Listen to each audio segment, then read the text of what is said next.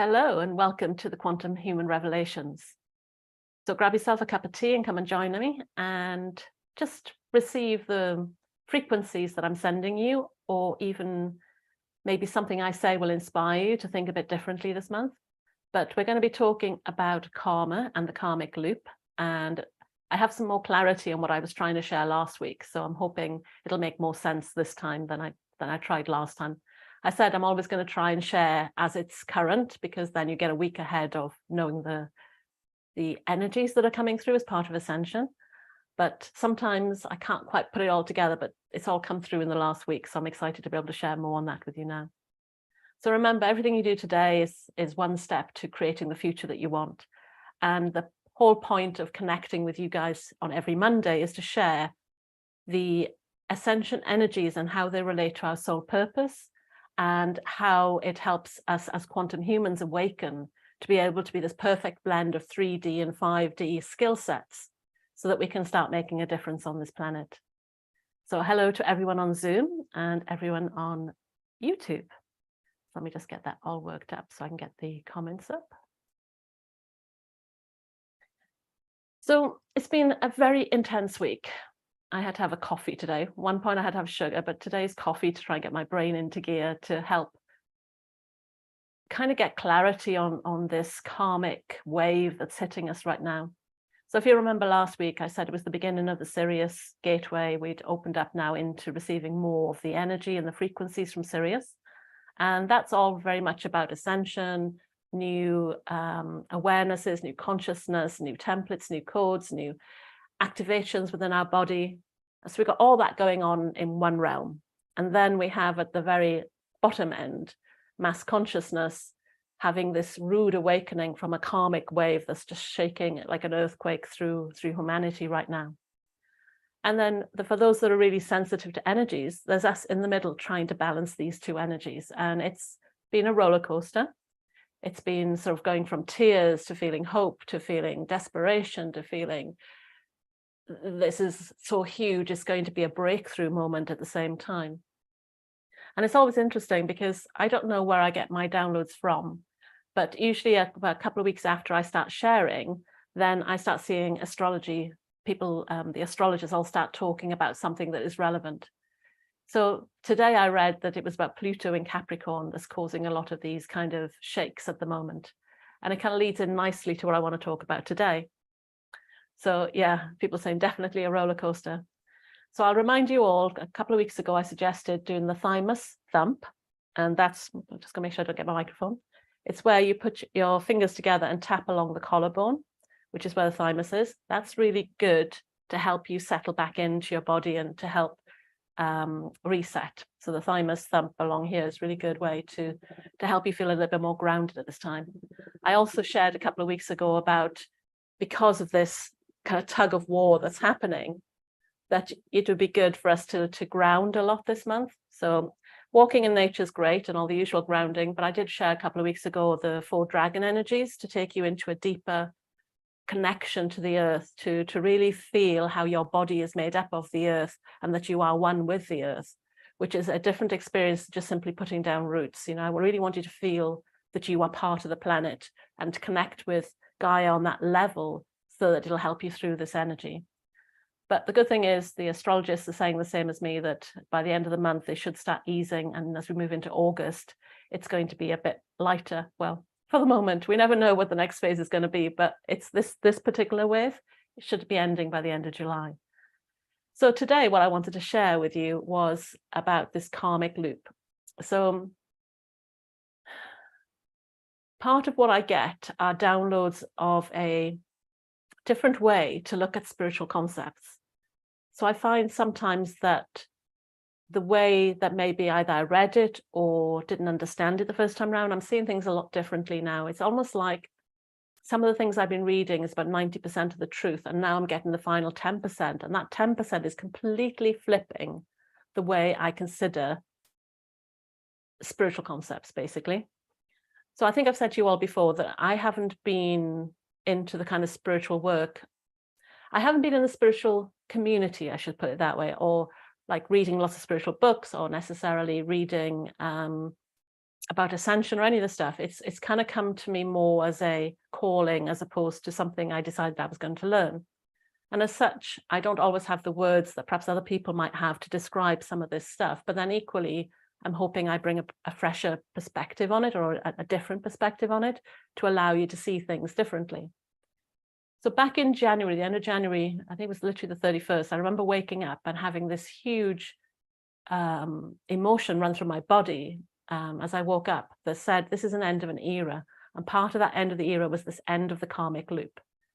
So a karmic loop is the method by which we learn our lessons, our soul lessons. Some people might think of it as a punishment, like you've done something wrong, so this lifetime you're going to have to pay it back somehow.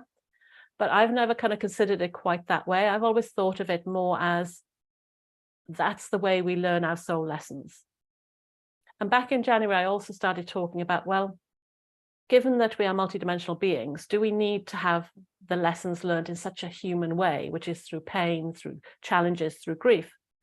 And I started thinking, well, maybe not. Maybe we can learn through our soul lessons that we can remember from different timelines, from different experiences, and almost like read it like a book and learn our lessons from a book. Now, I know humans are not very good at learning without having an emotional attachment to it. So it is a balancing act to be able to read a book and connect to the emotions of it, so your body can really learn it, as opposed to just absorbing it in your head. But I think it is possible to have some of those experiences now.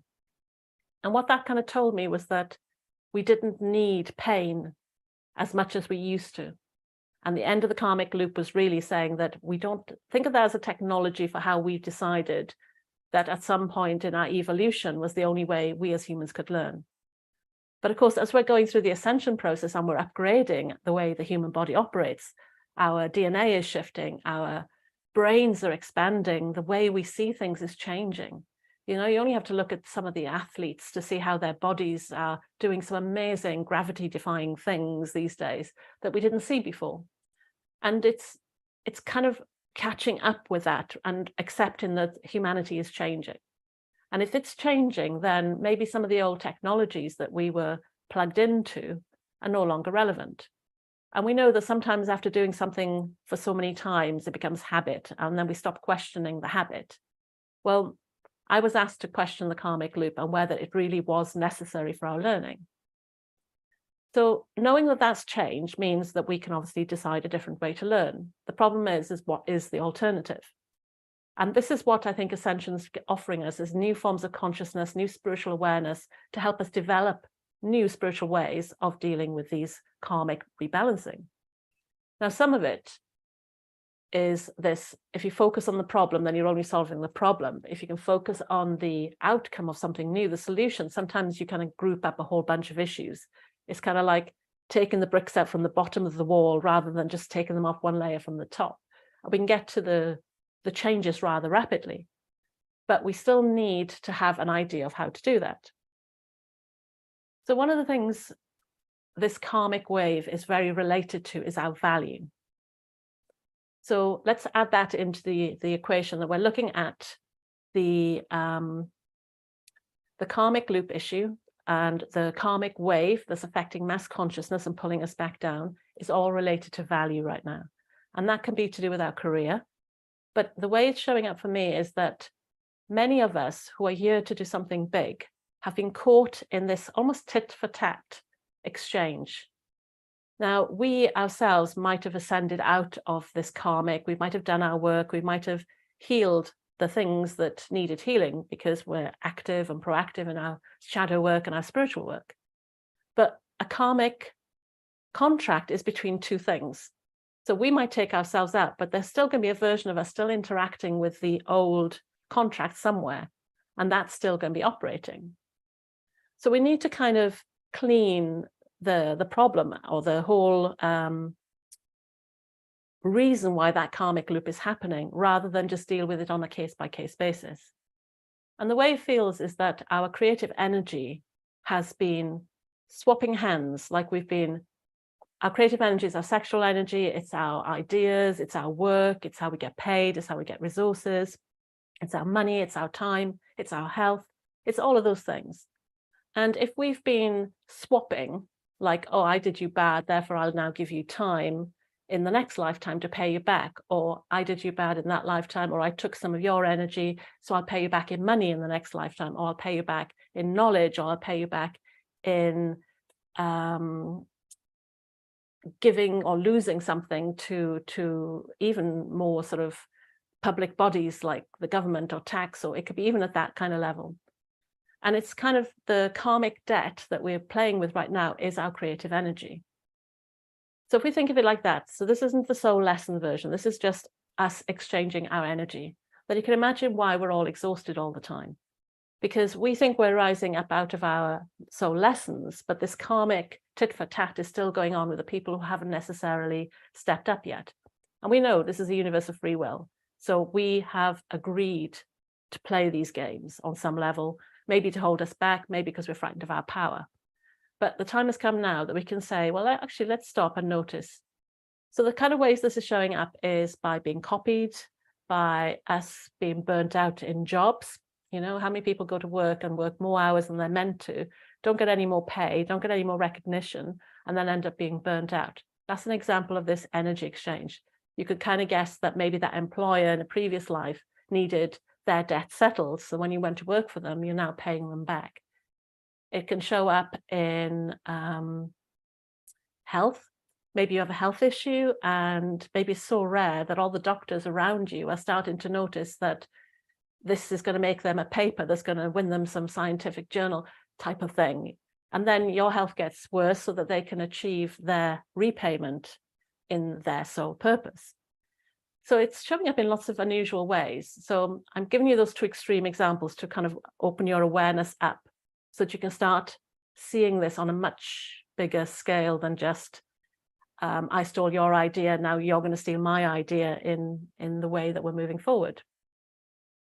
So if you find, and I think this is going to be a quantum human kind of trait, if you find that you haven't quite been paid the right amount for your work and you know you're good at what you do because people tell you you're good, or that you keep losing things, or you have great ideas and people ridicule you and then go and take the idea and use it for themselves. If you've had any of this kind of stuff going on, then this is an example of this karmic debt, this karmic wave that's happening over humanity right now. And if you think about it, social media is like the perfect tool for this. It's the best way to really impact us. And, you know, you think you've written somebody, then you think somebody's copying you.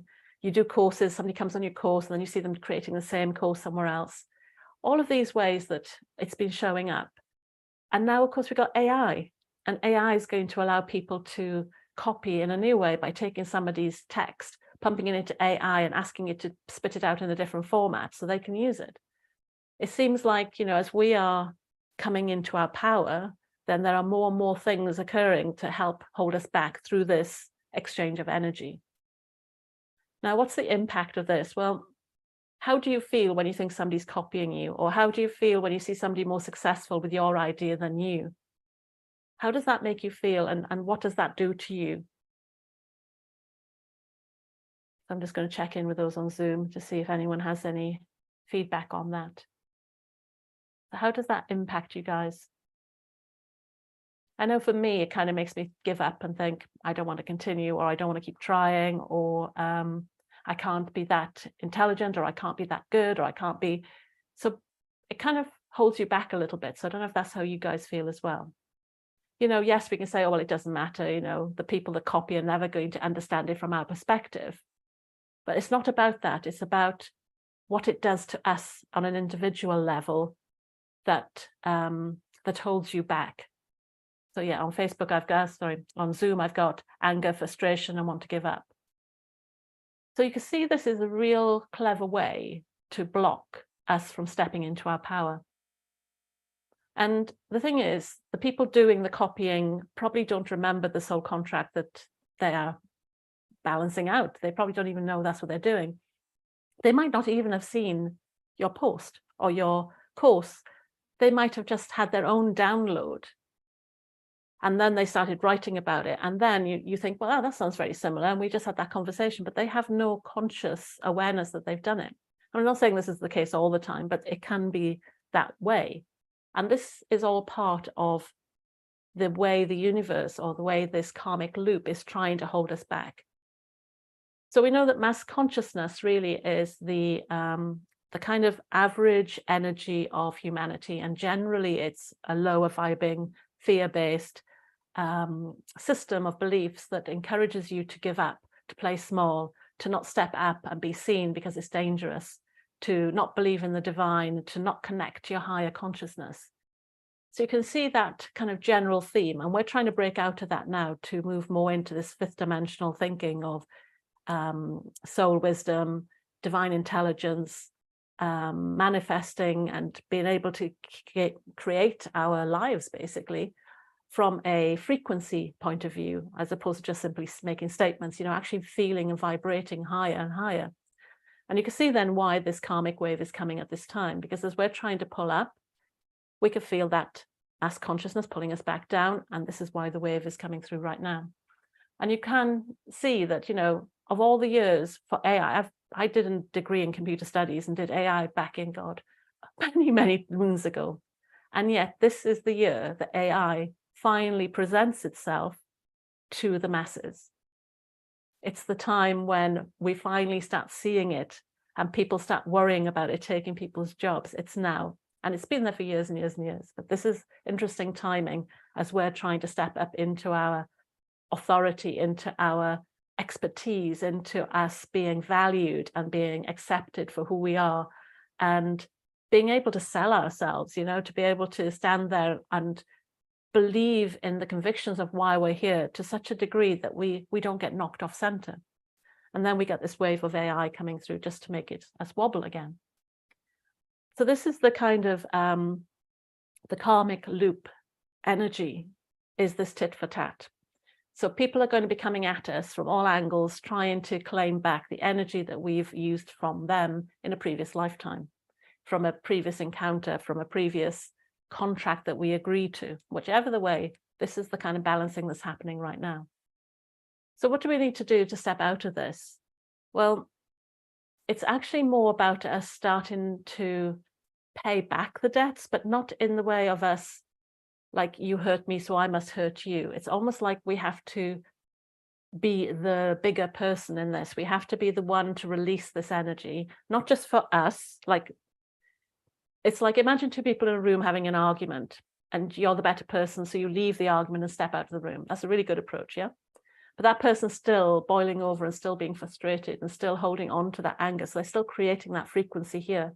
So we have to come back into the room and balance that energy. For those that have the power to do this, that have the frequency to be able to do this, it's about coming back in and changing that frequency so that the both of you can release it. And now imagine taking that up to a room full of people and being able to do it at that level. So it feels like a paying back, but with love. It's almost like, the way I've been sort of seeing it is a rebalancing of people's, so, you know, we do soul, like claiming back soul parts, but this is almost like a claiming back our creative energy and the balancing that that needs. So it's about giving back to others what we stole from them before, but receiving also. And we can do that as a meditation to try and balance the books that way. But the intention isn't to balance the books alone. The intention is to step out of that way of being. So by balancing all of this energy, we're not just like thinking, well, we're going to close the book on this now. We're trying to flood the whole system of this karmic loop with light so that it can't operate anymore. Because it operates each time you respond with anger, frustration, wanting to give up, you're feeding the karmic loop. And we know that whatever you put your attention on is where the energy goes. So it's about being able to step away from that and take your energy out of that and instead focus on the light. And to do that, it's almost like we have to go to the opposite end, where instead of seeing people copying or taking our stuff, we have to find ways to collaborate, to work together, to connect with people. And a lot of times, because this is the planet of self-worth, and it's been the planet where we've struggled and felt attacked and put down, that people will be defensive before they're willing to collaborate. But the more we can move into that collaboration, which is kind of unity consciousness, really, you know, where we start seeing each other all struggling and all being small children with the same kind of issues, And it only takes one person to start the conversation for another person then to open up and just release that pain. And then we can start one person at a time changing the way we interact with everyone. So how does that sound? So hopefully that kind of makes sense, but it's this real value orientated rebalancing of this creative energy of our life force, of the way we've been trying to be successful on the planet. It's all to do with that. It's almost like it's been unfairly gathered up into, just like money is unfairly kind of gathered up in different places, this is the same with our creative energy as well. It's been used in the wrong way as a currency for paying back old debts instead of as a currency for creating something new. So I got a valuable perspective. Thank you, Marta. I was hoping this was going to come across. It's hard to emphasize this in a 20-minute, 30-minute session, but hopefully you can kind of get a sense for what I'm talking about and start feeling into that for yourselves now. You know, think of somebody that's copied you in the past, or the thing is, you don't have to know who it was. You just have to, if you can think of one person, you can do this on a mass level. You can just think of one person that's done this, and then see what comes up for you as a way for you to settle your debt in a, how can you say, in a non-debt kind of way. But, you know, how can you smooth over this energy so that it doesn't become in the next lifetime you then taking from them to balance it again? Yeah, so they take from you, you take from them, they take from you, you take from them. We want to break that cycle. And it's almost like, I suppose it's like when you have a debt in money, you know, you can actually say, well, I'm just going to wipe it clean, which is great if somebody owes you money. But if you owe somebody else money, then it's that kind of balancing.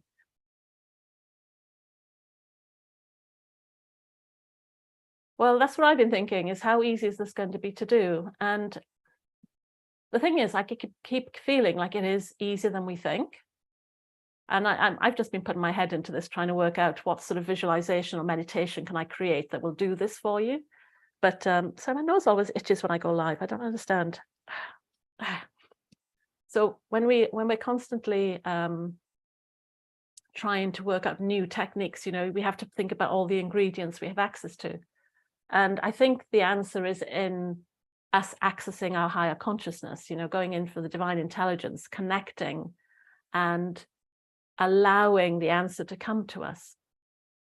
I don't think it's going to be a unique process for each person. I think it is something that's going to be common across us all. I think it is something we're going to be able to apply and do, especially for people who are healers and energy workers who are very good at this kind of working in the unknown, being able to pull energies together and kind of like cooking with energies, but ascension energies. People who can do that are going to be able to come up with solutions to help people go through this. But it's kind of one of those things, it's almost like this process is going to shift the average frequency of mass consciousness when we do it. So that's why it's such a big tug at the moment, because they really don't want us to do this. The general balance is to keep that separation, but this is quite a big shift. And when it does happen, it's going to start the snowball of the energy starting to become like, we know already that more and more people are connecting to spiritual concepts and spiritual awareness. I'm seeing it in more business posts. I'm seeing it from the way people speak, how you can meet some random stranger on the street and they will suddenly start talking about spirituality. I'm hearing lots of reports of people saying this. So there's a lot of momentum behind people kind of connecting more to their divine intelligence, to their spirituality. But the kind of fear is obviously increasing as that happens to keep us locked down. But this energy exchange is one of the techniques or the tools that has been used up till now to block us from stepping into our power and into our vision of what we're here to do. So you can kind of see how this is affecting our soul's great vision, because we've been working hard on this creative path. Every time I've spoken on Mondays, we've been talking about connecting to your creative source energy, opening it up, grounding it down, listening to your soul wisdom, learning how to connect to your sexual energy to help power and fuel your ideas. But if every time you have an idea, you're paying back this debt, then it's kind of like, it's like everything you're producing is falling off a cliff. And what we want to do is be able to close that down so we can now actually start seeing these things being birthed and not just falling into the void, paying back this karmic loop. So I think the best thing for today is for us to at least be aware that this has been happening, and then spend some time in meditation to start feeling into how that's showing up for you. Because like I said, it can be very, very subtle. It could be having a health issue so that a doctor or a even pharmaceutical company can claim back a debt that you owe them from a previous time. And obviously it's not the company that's claiming it, but it's the energy of the people involved. You know, if they were some sort of group that you'd harmed in a previous life or stolen their ideas in a previous life, it could be as abstract as that. So start tuning in and sensing where you feel this is happening for you. And then let's see if we can come up with ways to allow us to just say, no more, we don't need that technology anymore. We get what it was doing.